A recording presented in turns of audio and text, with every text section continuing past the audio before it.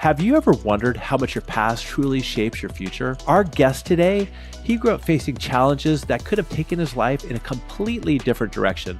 But through grit, resilience, and the influence of powerful mentors, he found his way to college football, a thriving sales career, a beautiful family, and a commitment to giving back. Welcome to the Learn It All podcast, the show for today's leaders who know that to get ahead and stay ahead of the game, great leaders aren't born or made, they are constantly in the making. I'm your host, Damon Lembi. I'm a two-time best-selling author. I'm the CEO of Learnit, a live learning platform that has upskilled over 2 million people over the past 3 decades. I'm honored today to have Charles Thompson joining me. He's a father, he's a former college athlete, he's a dedicated sales leader, and he's someone who's transformed his unconventional background into a distinct edge. In our conversation today, Charles is going to share stories about mentors who stepped up when he needed it most, how and why it's so important these days to build a strong personal brand, especially on LinkedIn, and why staying connected to your purpose can help drive success beyond just numbers.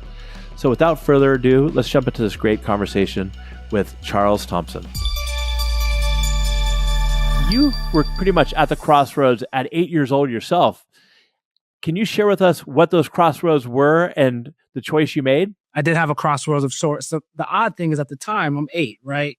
So I'm not understanding the magnitude of really what my decisions could possibly come or what could come out of my decisions. But I'm 8 years old. I have a family where single mother, dad's not around. Really, my older siblings were raising me. I'm the second youngest. And most of the men in my life, older brother, older cousins, were involved in gangs and drugs of some sort, shape, or form. But I played football. I started playing at 8. And somehow, as an 8-year-old, I communicated out loud, hey, I want to go to the NFL. And because I want to go to the NFL, I can't do drugs. I can't be involved in gangs. And that was my crossroads of a sort. Because that really, where I didn't see at that point, really kept my nose clean in a lot of different ways. Where I was around the right people, not at the wrong place at the wrong time, just because football occupied me. And it really drove me to do certain things that maybe the normal 8-year-old kid wasn't doing, and to not be around certain things that maybe the 8-year-old kid might have been around. So that was my crossroads of a sort, where at the time, I didn't really realize the magnitude. As I look back, I see that was huge in the trajectory of my life. You know, at Learnit, we have a big appreciation for people that have come from some sort of sports or athletic background. I mean, the parallels to being incredible in the workspace to being a strong team member in a sports arena are pretty obvious, right? People talk about it a lot, teamwork and being able to follow a strong coach and leader. And Damon, playing sports his whole life for sure. I know he always looks for that. And, from what little we know about your story, I can see that was something that you definitely had to bring with you. What would you say was the biggest help in being in sports and how you were able to leverage that into the world of sales? Right. Great question. I think I was always a competitive person, always. And when I say always, I mean, we're playing volleyball in second grade and I'm not very good. And I'm screaming at other players on my team. So, which is immature. I will acknowledge that right away, but always wanted to win. So that part around sports just manifested itself in sports. Like I just realized that about myself in sports, which for me is a pretty strong correlation to sales. Like you have to be competitive. So I would say that was number one. I think many people are competitive. I don't think you have to be. I think it helps, certainly. I think number two is that I was never really the best at any sport I played. So I typically was fast, but not the fastest. I was strong, but not the strongest. I could catch, but I didn't have the best hands. So pretty much if you look at every category in sports, but specifically in football, I was always okay, but never really good or great at any specific thing. And I realized that if I wanted to be really good, I had to work at it. And I had to work probably harder than most of my peers. Now, I'll couple that with is like, okay, so I learned that the competitive spirit about myself. I learned that I had to work hard if I really actually wanted to be successful. And then lastly, I learned that I'll never really work hard at something I don't really love. And so I happen to have the fortune of being in a sport that I just was obsessed with. And I could tell you full teams from the whole roster from the 1999 Rams, big Rams fan. I can tell you the full roster because I'm just obsessed. Who was the quarterback? Corey Warner, Mark Bolger prior to that. I loved it. Love sports, specifically football. And so that hard work just was easy. And we always talk about this, whenever you really love something, it's not really work. So I think those three things really taught me that, hey, I'm competitive. So I want to be in something where I can compete. I have to work hard in most things if I want to be great. But I won't work hard if I don't love it. It's just natural. And so those are the couple of things that I would say that I learned from sports that carried over to sales and likely to other areas of my life as well. I think that's great. So basically what I'm hearing you say is that really what sports taught you was you got to work hard, right? You got to be passionate and love what you do, right? And what was the third one? Yeah, so I was just competitive. So I learned through sports that I was competitive. So I realized that, hey, I probably want to be in something where I can compete because I enjoy that. I want to compete in everything I do. And there's some things that I shouldn't be competitive and I just want to win. From rock, paper, scissors to basketball. I just want to win in everything. Yeah, well, that's okay. So now you love football and you worked hard because, for the listeners out there, it is tough to play college sports. So Charles is probably not giving himself enough credit to be able to go out and play college sports, whether it's D1 or D3. It's really tough. And I agree with you that it's important to love what you do. And if you don't, go find something else. But when your football career was coming to an end and you knew it was time to move on, was that a difficult challenge for you? Did you lose part of your identity or were you just either able to just make that pivot right away? Yeah, that's a great question. So it was difficult, and I think it's always difficult. My coach used to tell me all the time, the amount of games that you're going to play is not increasing, but decreasing. And we're like, oh, coach, you're just always talking nonsense. But that's a true statement. No matter what level you're playing at, even if you go pro, it's still starting to decrease, not increase, as you get up there and experience in time. So I didn't really realize that until I was graduating, and that was tough to let go. But I think that I transitioned fairly well, I should say, because I was at a school that didn't elevate sports like others. So, I went to Bucknell, Division I AA school. Football was okay, but basketball was our darling. That was where the Northeast, that's what people cared about. So not a lot of folks had pro in their mind. So, and I say that because we had thought processes around, okay, what's next? We're thinking about that. So the hard part in my mind, because I'm so competitive, was trying to figure out, how do I scratch that itch? How do I still get to compete like I want to? Because that's like what I loved about sports was the camaraderie you built around the team, was the ability to compete. And it's tough. You're trying to figure out, now you're a normal person, so to speak, and you're not getting to play sports. You're like, okay, well, how do I compete? How do I still figure out how to scratch that itch? That was the toughest part for me. Sales has done that a little bit, obviously, rec sports, things of that nature. But I think always trying to figure out how to compete has been something that has driven me. Does that answer that question, Damon? Yeah, and so let me follow up on that real quick. So basically, you said you knew your career in sports was coming to an end, and then you had to figure out what the next steps were, and to scratch that itch. Can you walk us through a little bit of how that process looked and how it helped you lead down a new path? Right. Yeah. No. Good question. So for me, I'm again single mother, and one of five, second youngest. So really didn't come from a wealth. And I came from a fairly difficult upbringing. And so I was always passionate about going back and giving to my community. So my first thought when I graduated was, okay, can I go play college ball or can I go play pro? I had a couple opportunities in Europe, but that really would have just been vacation. really out there. Getting a couple bucks, like John Grisham's book, but really playing for pizza. You're not really out there, elevating your life. So I was like, I turned that down. And I was thinking about doing some nonprofits. So I was considering Teach for America. You guys may or may not be aware of that, but essentially it's, college graduates that go into inner city communities and really try to love on those kids, essentially. And I was considering doing that, but they really wanted me to be in Detroit and Chicago. And I had a younger brother. I have a younger brother. And I was really concerned about my younger brother not falling the same or making the same mistakes I did. So I really wanted to be back in San Diego to be around him. So I told Teach for America, like, if you don't let me be in San Diego, I'm not interested. Well, San Diego is not the worst city in the world for a variety of different reasons. So there wasn't a huge need there.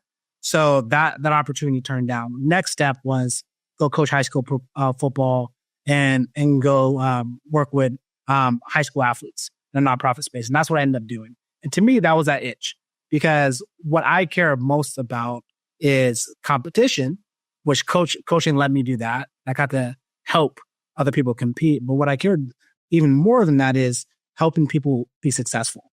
And so what I love about coaching and Teach for America was similar to that, is I love the idea of bringing a person from point A to point B. So people say, like, there's a definition of a coach. A coach, like that, the historical idea is the actual vehicle. And the idea of a coach was to bring a person of importance from point A to point B. And so I think teaching follows that, but I think leading or coaching follows that as well. And so coaching allowed me to scratch that itch where I actually felt like I was making a difference. And then the nonprofit space where I was working with those high school students as well outside of campus allowed me to scratch that itch as well of, man, I'm actually helping people who look just like me, don't understand how to get to the next level, whether that's college, junior college, or just getting a trade where they can actually be successful. I want to help those folks who didn't have the insight, the understanding, the knowledge to do that, just like I did it when they go to college, and then more importantly, help my younger brother and help him understand how not to make the same mistakes and fall into the same pits that I did, because my dad wasn't around and I didn't have anyone that said, Charles, stop being a knucklehead here and there. I got to ask, what's your younger brother up to now? So, good question. Younger brother is still in those pitfalls. And this is the hard part about coaching. This is the hard part about leading, right? You can't make someone do something. You can't make someone make a decision. So he just texted me yesterday, just got a job. But he fell into his pitfalls, was in jail, out of jail. And it kind of got to the point where my family was starting to grow, where I had to have tough love and say, hey, buddy, I am here for you whenever you want to clean this up. But I don't have the same flexibility I had 5 years ago, even 7 years ago, where I can just have you sleep on my couch and we can kind of figure it out. I have kids, I have a family to protect. I had to make sure we're making the right decisions. So seems like things are getting better, but ultimately he fell into that same trap. Where, for long story short, I had some rules that I wanted to have in place, and his mom basically said, hey, big brother, you're being too hard on him. And she kind of took over a mother hen like, and here we are. So he's around, and I'm still trying to, elbow him and, knock him in the head every now and then and say, stop being a knucklehead. Yeah, that coach mentality, it's really inspiring hearing where you came from and kind of the environment that could have come or produced something completely different than what, on our podcast today. And I'm curious, at such a young age, you had that pivotal moment, that Damon was talking about in the beginning. I imagine quickly after that, you got into that football and you probably had at some point a coach that helped, right? That really brought you into this new world of finding passion, hard work, and competition, these like laurels that you've had in your back pocket all these years. Can you tell me a little bit about what you've seen in coaches when you were 8 all the way to when you were in college, and maybe now sales coaches, leaders that you work for? What are some of the principles or qualities in those leaders that help you make the right decisions every day, that help guide you to be a better person, to, as you said, elevate your life? Right. No, that's a great question. I think the number one quality, there might be a few others, but the number one I would say is some coaches, some teachers, some leaders have an open door policy. Say, hey, my door is always open whenever you want to talk. But I think the best leaders, the top 1%, actually bring you into their office. They actually come into your world. Because not every kid, especially the 8-year-old, but I would say even like as you get older, they don't understand what they need. They don't know what they don't know. And so the best leaders come into the folks that they're overseeing into the world, and they help them get over that hump, whatever that hump is. Because I think the challenge with coaching, with leading, with teaching is that sometimes there's an idea, and I realize this when I coach my kids. Kids are 8, 6, 4, 2. So my 8-year-old, my 6-year-old, when they make a mistake, or when my team makes a mistake, I have two options at that point. I can say, hey, 6-year-old, you don't listen well. It's your fault. Which there's probably some truth to that. But there also is the aspect that I didn't communicate well enough where they can understand what to do in that certain scenario. And I think the best coaches, the best leaders, lead in such a way that they understand that piece where they're saying, how can I help this person get over this hurdle? So when I was 8, that looked like my coach is taking me out to lunch. That looked like my coach is saying, hey, Charles is probably not going to be able to get to practice. I need to be available for him. So I'm going to go take him to practice. That looks like Charles is probably going to be doing something shady after this. Let me go make sure I invite him over to my house. So he's going to go to pool with my kids. That looked like making himself available to me.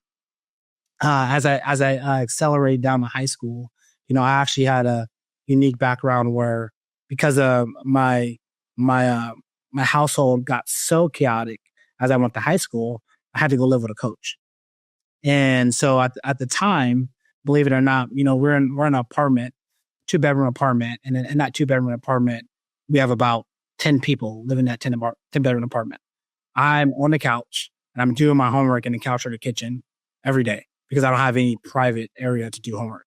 And then I'm busing to school.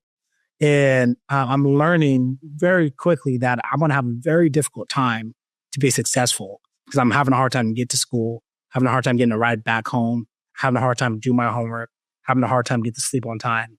I'm understanding those pieces. So I asked my coach to live with them. So from 11th grade to 12th grade, I lived with one of my football coaches. But in between there, I did something really silly. And I was like, hey, I'm not living with my coach anymore. I don't want to live there. I don't trust him. I don't want to live with him anymore. And I had my track coach sit me down and said, stop being an idiot. You know what's on the other side over there if you go back to your parents. You know what that's going to look like, and you know what that's going to do for you. Go apologize, go man up, and go own your mistakes, and go back to them and see if they will let you continue to live with them because you need this. And that was a huge moment for me because I did not want to eat crow.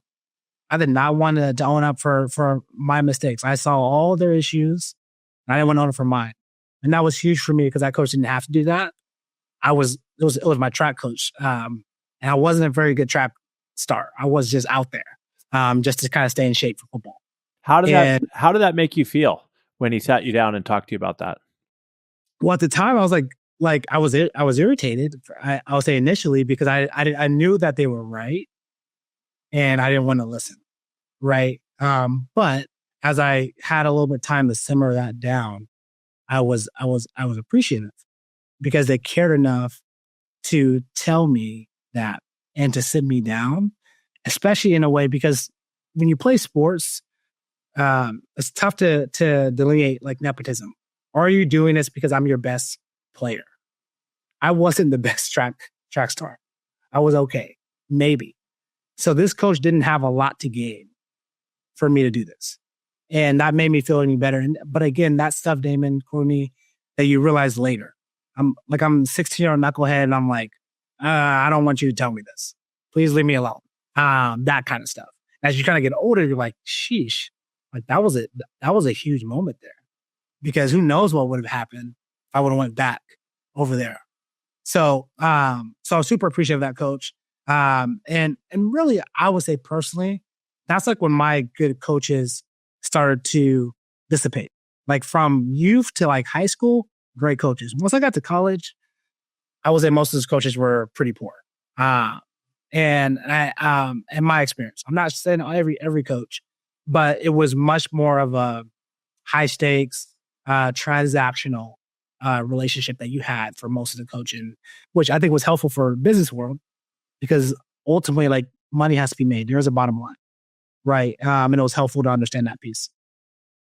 I think first of all, I think it's great. And for all our listeners out there, think about if you're a coach, if you're a leader yourself, or you have kids and you coach teams, the tremendous difference and impact you can have on people's lives. And it's important to remember that those people out there, whether you're Charles as a kid looking up to you as a coach or leading a team, you're kind of always on stage. People are always looking to you for direction.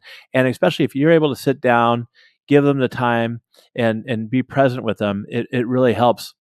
Now, kind of taking a step over to your sales career, before we talk about you personally as a salesperson, do you have any examples or stories of how a sales leader has positively impacted your sales career?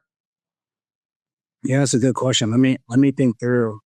Or flip side, if not, Charles, flip side, somebody who's maybe added roadblocks that have had a negative impact on your career. I would say my one of my first sales leader, and this is my door to door background. So for some of the listeners, my first sales jobs, I'm going door to door selling boxes of all things, and basically anything in the box, whatever you get from Amazon, box, bubble wrap, tape, peanuts, selling all of that stuff. Which our value prop was customer service. My wife made fun of me every day, said I work for Dunder Mifflin. Very, very, very tough job. Right prior to pandemic. But I have my sales leader, basically because you're in the field all the time, my sales leader would do car rides with me and really kind of would nurture me out through all the opportunities. But there was one opportunity that I had with a client where my sales leader was supposed to go meet me with a client in the field. And he got caught up and missed something and missed it. And that was my first time where I went directly to my sales leader. I said, hey, it's okay that you missed it, but you actually told me that you were going to make it. And now I have a hard time trusting you that you're going to be able to be there for me in the field when I need you. So I need you to tell me now if I can trust you for the next meeting or not, because I'll go elsewhere if I need to, but I just need to know. And so that's a combination of good and bad, because it was a bad experience, which stuff happens. We dropped the ball. But from that time on, like, he looked me in the face, apologized, we moved on, and he was there for me in the field every time after that, right? And I think that's like the hard part about good sales leaders is like, ultimately, like, there's just mistakes, and do you learn from them or you don't, right? And so the hard part, I think, for my generation, I think maybe even the Gen Zs after, is that we are so quick to cancel anyone, or say like, hey, you can't. Like, you made one mistake, you're a terrible sales leader, you're a terrible company, you're terrible this.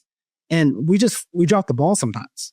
And I think sometimes, because I know I do personally, and others, we struggle with confrontation. We never go and say, hey, like, you dropped the ball and now I have a hard time trusting you for the next time, and give them an opportunity to fix it.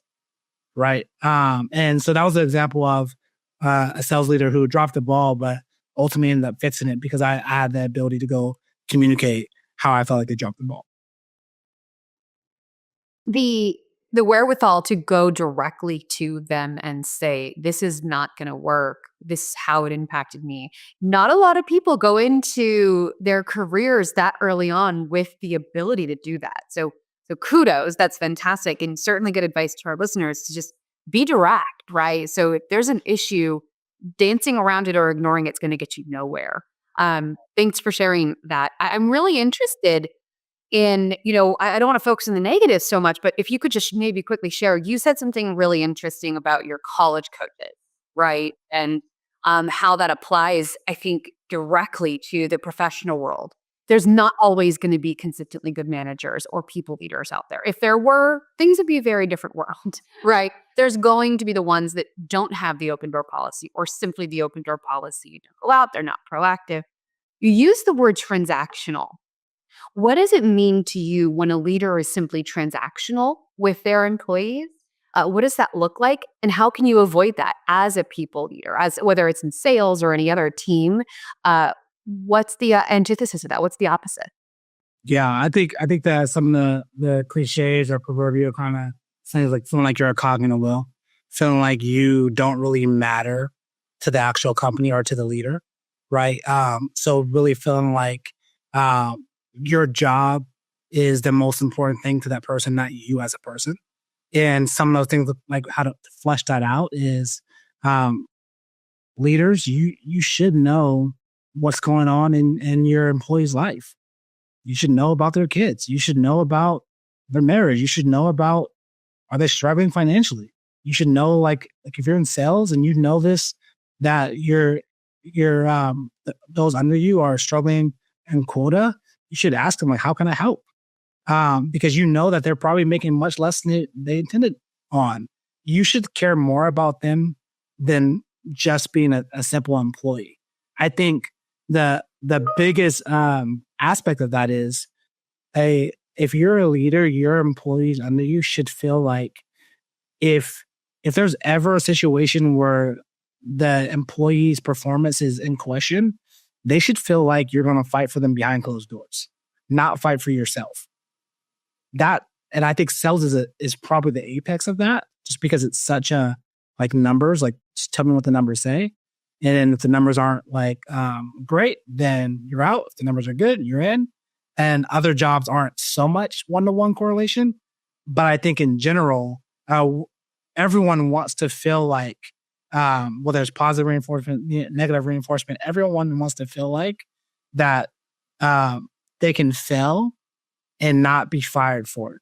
They could not perform well and not be fired for it. Not to say that nothing that they do matters negatively or positively, but if I'm afraid to make a risk, or afraid that something poor happens, or afraid to tell you about something that I made a mistake on because I'm afraid of some negative consequence that's going to be really resulting at the end of my job, then we can have an open relationship where we can actually grow.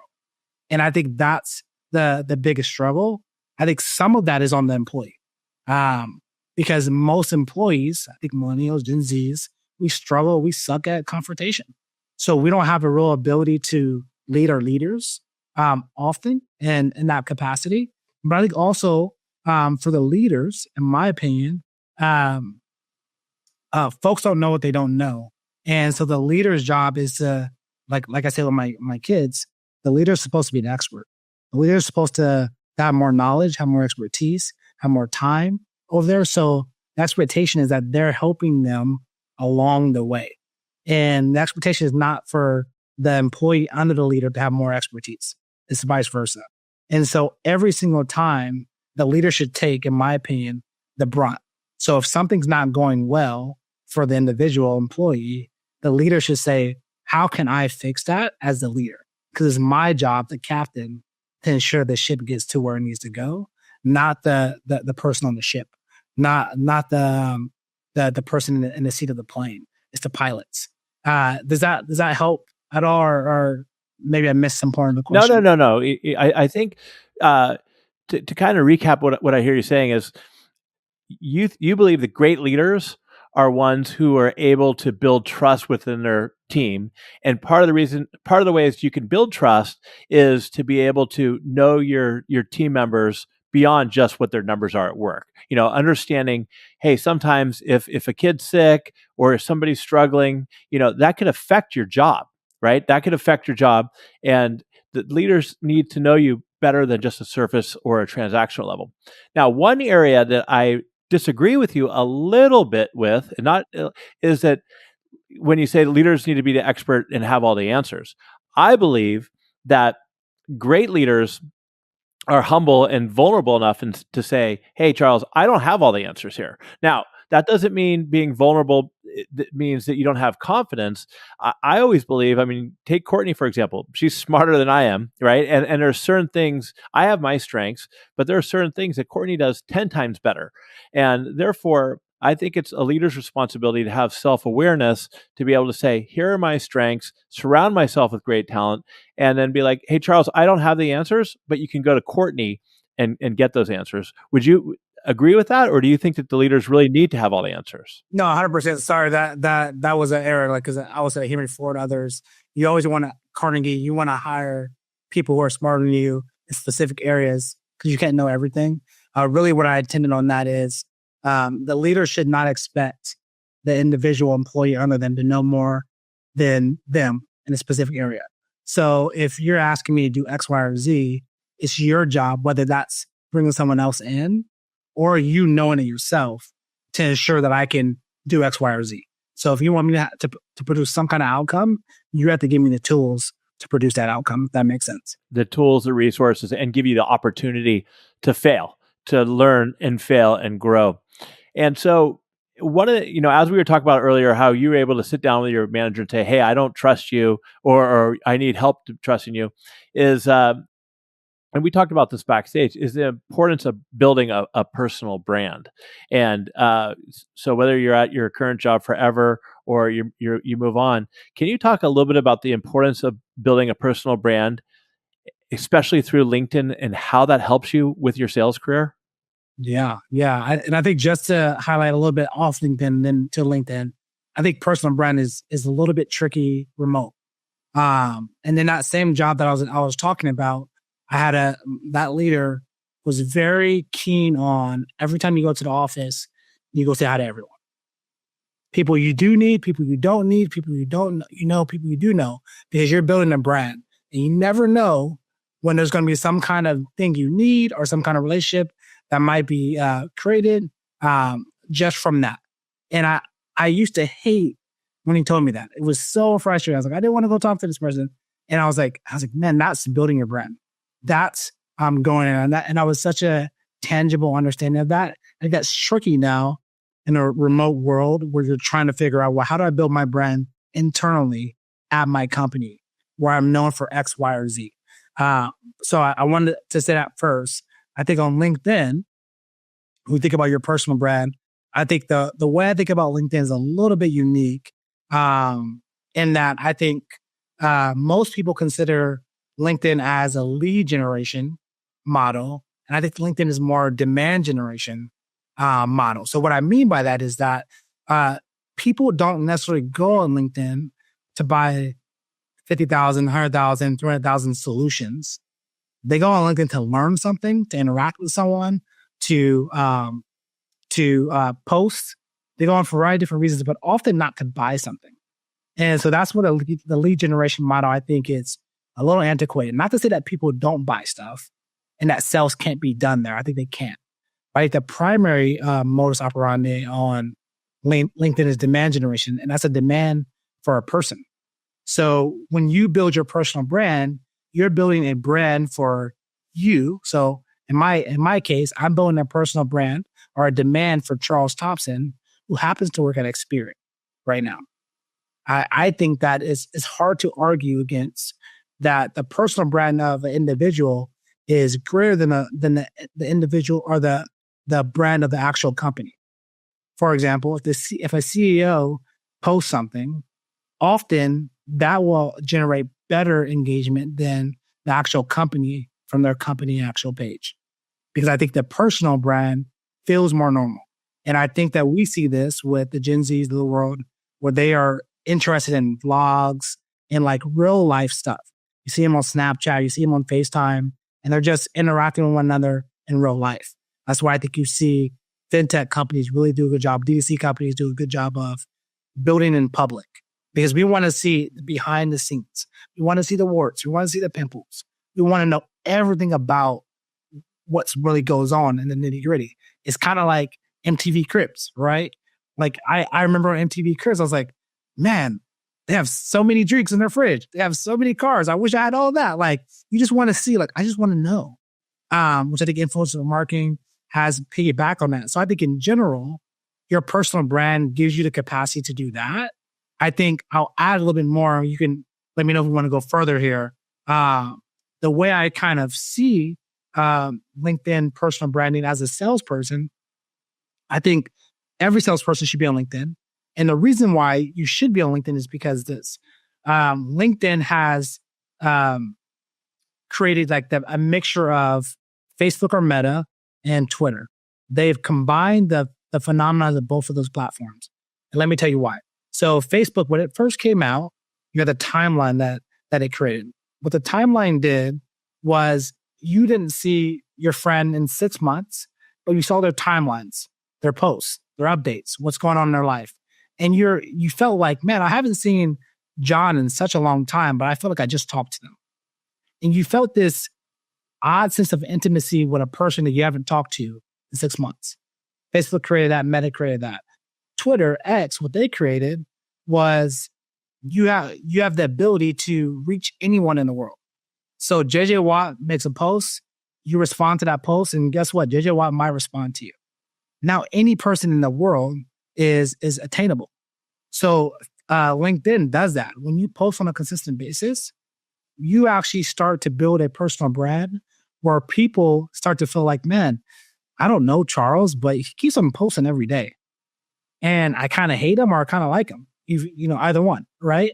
And you start to build some kind of posture that people have towards you, good or bad. Probably not anywhere in between.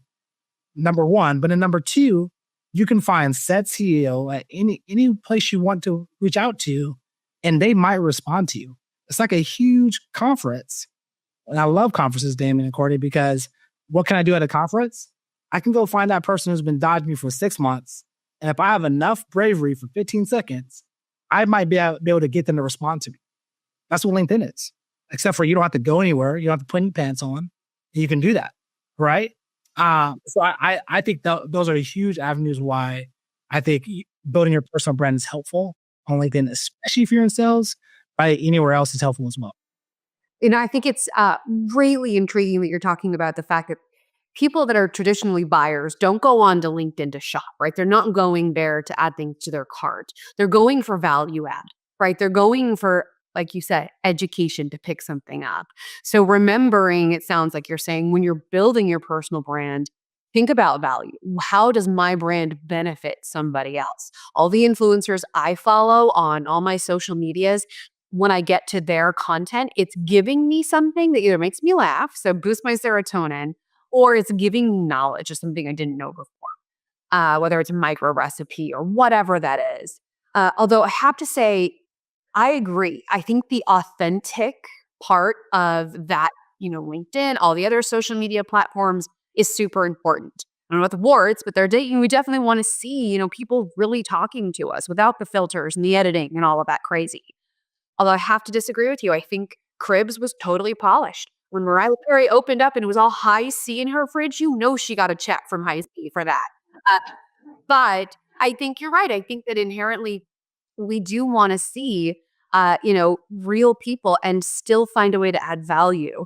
So my last question on that, you know, what do you think is the most valuable thing you post on LinkedIn regularly for those who follow you? What kind of content do you think people are attracted to that you share that doesn't sell them, but benefits them?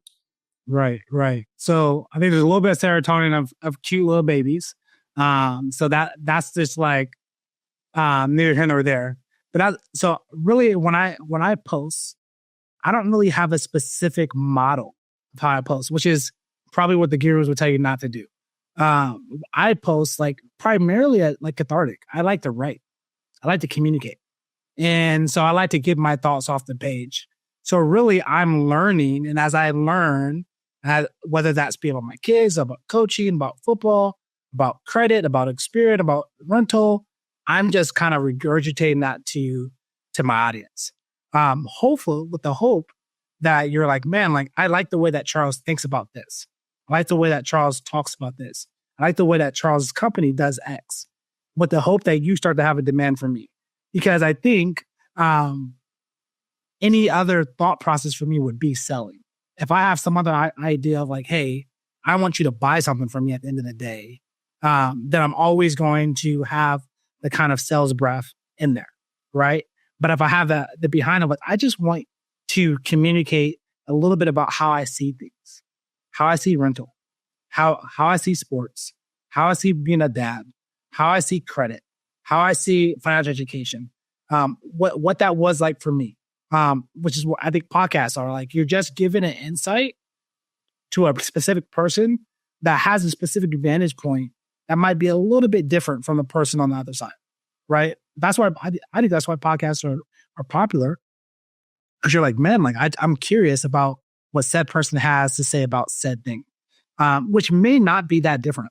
Like I'm not telling you all anything that's nuanced or unique or different from the next person. All I'm really doing is giving you my perspective that might be 6 degrees to the left of the next person, if that makes sense. No, it totally makes sense.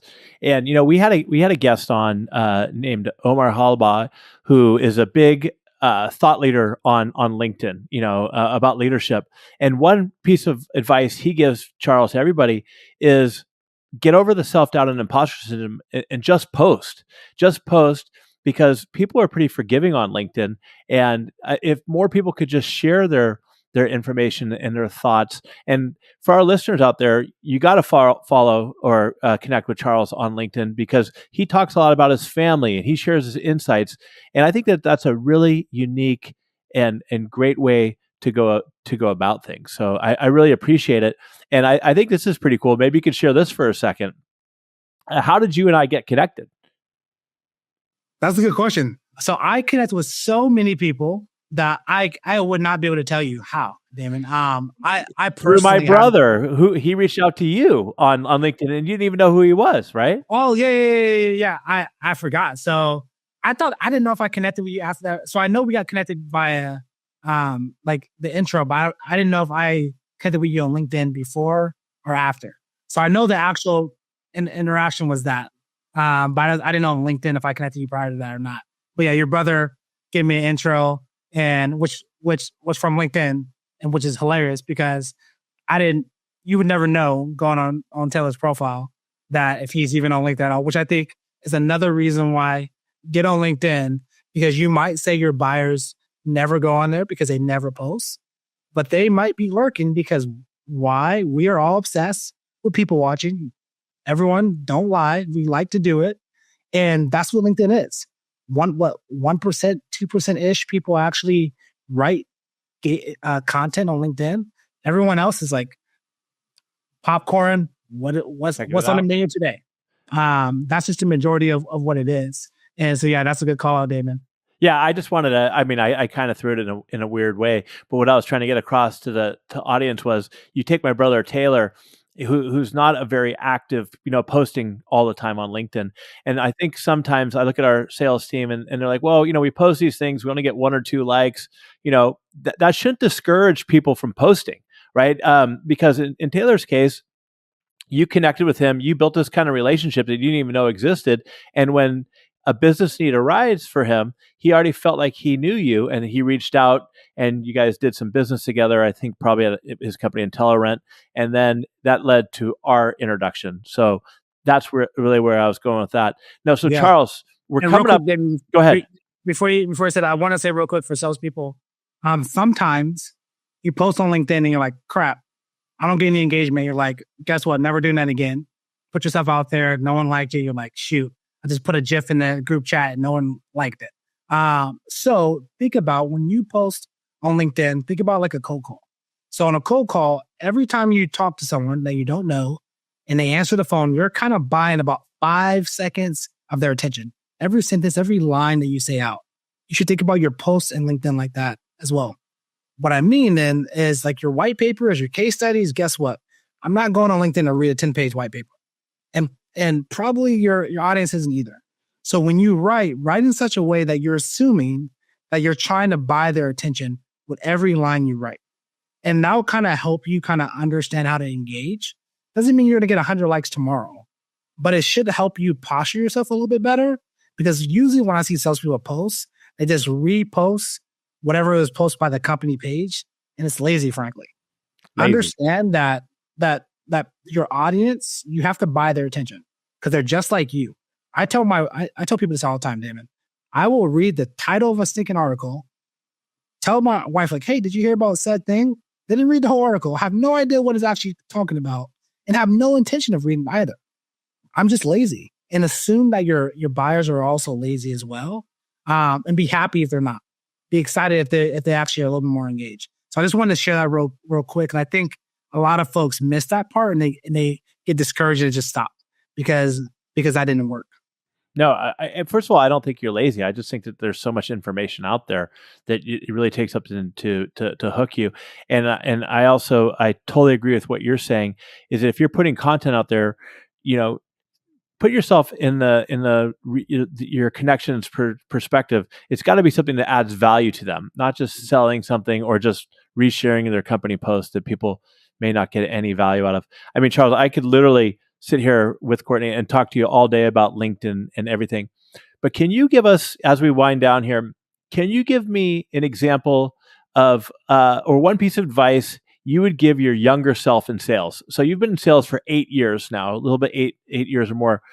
Thinking back to when you started, what's one piece of advice you'd give your younger self in sales? So the first one would be like, start sales as soon as you possibly can. Because sales is one of those few things. This is a bad analogy, but I'll say it anyway. It's like pickleball or ping pong, right? Pickleball is a really unique sport because the more you play it, the better you can get at it. And there's not that many sports, and ping pong is similar. You have a summer of ping pong in middle school, high school, you're like, shoot, I'm like a beast. And then like it still kind of stays there. And sales is pretty similar to that, where the more shots on goals you can get, the better you can get at it. And in fact, the more content you watch, which pickleball is pretty similar, you can watch a video of ping pong or pickleball, you can get better at it. Ping pong, not so much. I've been watching the Olympics of ping pong and I'm like, these girls will crush me. But pickleball, you can watch one and you can get better. And sales is pretty similar. Because it's not really technical in nature. There are some technical parts of it, but a lot of it is just soft skills that you can learn. You can be taught most of that, which is why most people hire salespeople who have a certain like persona, they have a certain background, a certain grit to them. It's kind of vague or nebulous to really figure out why a salespeople good, because it's a certain type of person typically. And then all the other stuff can be taught. And so the quicker you can get into it, the quicker you can kind of like learn those pitfalls and excel. Does that answer that question? That's excellent advice. And I think that could be on a bumper sticker. Of course, we'll shorten it up, right? But that was, getting it in fast and early when you're hungry and you're unafraid and you don't have the color of the world that, changed how you should approach situations yet. I gotta say, we have covered so much. And to Damon's point, yes, we could probably be an hour talking about LinkedIn and branding alone, because that's obviously where the sales world is sitting right now if you want to be successful. But I'm going to pull back some of these really thoughtful things we covered today. To succeed, you can't be afraid of competition, right? You got to be in it to win it. There's no replacement for hard work. Working hard at the end of the day is the only way to make ends meet, and find passion, right? So making sure you're passionate about what you do, whether it's selling or something else. And my favorite things that you talked about for great leadership were, I loved your concept, but have an open door policy, but don't just stay in your office, get out of your office, right? Go to their space. That's fantastic advice for people that are learning to lead or new to that space. And keeping it real, right? Being really direct with your conversations and feedback, like when your coach sat you down and just said, hey, knock it off. And personal brand. I liked that you called out the difference. You got to have a brand within your organization. People know who you are, but also outside, right? So those two things, and making sure you're nurturing both. The last thing I'll ask you, Charles, for our viewers, where can people, get in touch with you or learn more about you if they're interested in that? Yeah, I'm on LinkedIn. I'm actually a little odd where LinkedIn is my only social media. So you can find me there, and always happy to connect if you're thinking about trying to get into sales or just kind of curious about trying to land your next role. I'm more than happy to have an intro. Charles, you've been awesome today, man. I really appreciate it. So thanks for all your time and your energy and the wisdom you've shared with our audience.